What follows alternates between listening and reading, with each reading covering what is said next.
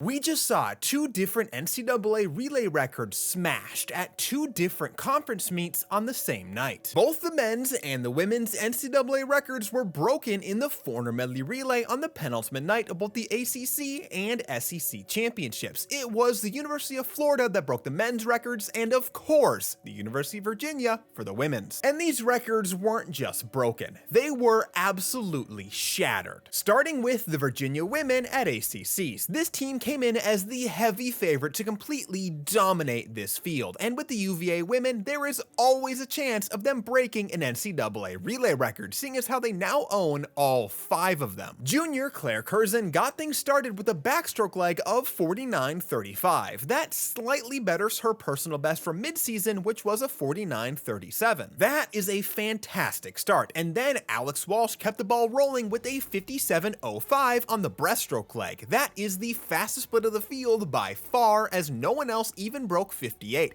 However, it is worth noting that Walsh has broken 57 on a flat start before. Then we get to Gretchen Walsh on butterfly, and if there's anything that I trust in this world, it's that Gretchen Walsh will absolutely demolish a 100 butterfly. And this swim was no exception, as she was out like a rocket right from the start. At the first 50, she was out in a 21.42. That would be one of the fastest ever 50 butterfly splits in history, as well as the fastest 50 split in this entire field, freestylers included. The insanity didn't stop at the first 50 though, as Walsh kept going and eventually split a 47.00. That is of course the fastest split in history. Her 47.15 from the Eddie Reese Showdown earlier this year is the only split that is even close. The next fastest performer is Tori Husk with a 48.22. 47 flat is also the 4th fastest split in the entire field, and I am again including the freestylers in that one. Then freshman Anna Mosk brought it home with a 46.18. That is a big split for her and the fastest in the entire field. All of this combined for a ridiculous 3:19.58, smashing their own record of 3:21.01, blowing right by the 3:20s altogether and breaking a new barrier. The old record came from last year's NCAA championships, so let's take a look at the splits and see how they compare, because they are very different. The only swimmers that are the same between these two records are the Walsh sisters, and even then, they're swimming different strokes. The 2024 relay is incredibly front-loaded. First, Gretchen Walsh blasts a 48.26 on the leadoff, followed by Nocentini's 56.34. That's actually enough to give the 2024 relay almost a 2-second lead at the halfway mark. Then on the butterfly leg, Gretchen completely flips everything around, outsplitting Alex by over 2 seconds, giving the 2025 relay the lead. Most then extends the lead as she outsplits Parker by over a second, making the freshman instrumental in the time drop that we saw from this relay. The UVA women have long been dominant in the medley relays, and this swim manages to somehow drive that point home even further. While the Virginia women were pretty favored to break this record even at ACCs, I did not expect to see the men's record broken at a conference meet, let alone see it absolutely smashed like it was by the Florida men. In fact, at last year's NCAAs, they were actually disqualified. Their time before that would have been a 2:57.52, except a little slower with a legal reaction time, which is just a hair slower than the 2:57.32 that ASU went when they set the record. Now, almost a year later, the Gators have come back swinging, blasting a new NCAA record by almost 2 seconds with a 2:55.66. Johnny Marshall got things started with a 43.91. He already broke 44 seconds for the first time at this meet and is showing no signs of slowing down. After that was Julian Smith, who's been on fire this week. He's coming fresh off of a new NCAA record in the 100 breast in the same session, and followed that up with one of the fastest ever 100 breast splits in a 48.95. Then we have Josh Liendo on the butterfly. Much like Gretchen Walsh for the women, this is where things got crazy. Liendo split an insane 42.12 to demolish the entire field and push this relay way ahead of record pace. That is the fastest split in history, crushing his former fastest split by 0.65 seconds, which is terrifying given the way that he always manages to improve at NCAAs. Then freshman Alex Painter had the swim of his life on the anchor leg. With a lifetime best flat start time of 42.65, he blasted a 40.68 on the anchor to seal the deal for this monster of a relay. relay. Comparing these swims to the old NCAA record, let's see how these swims stack up. Florida gets a big lead early on in the backstroke thanks to Marshall's big-time leadoff. Smith then comes in clutch with a split fast enough to minimize the damage done by Marchand's breaststroke leg. Again, just like the women, the butterfly makes a massive difference as Liendo's 42.12 picks up over a second. Then, just like on the breaststroke, Painter's anchor is only slightly slower than Kulos, giving the record absolutely no room to catch up. The difference is clear. On the legs where they were faster, Florida is much faster, but on the legs where they were slower, they still managed to keep it incredibly close. Both of these swims were phenomenal. Not only are they both new NCAA records, but they also both managed to completely shatter the records that came before them. I'm super excited to see these relay teams go for it again at NCAAs and see if they have any chance at improving these crazy impressive times. Which split stood out to you the most, and do you think there's a chance that these relay records are lowered again this year? Let me know down below.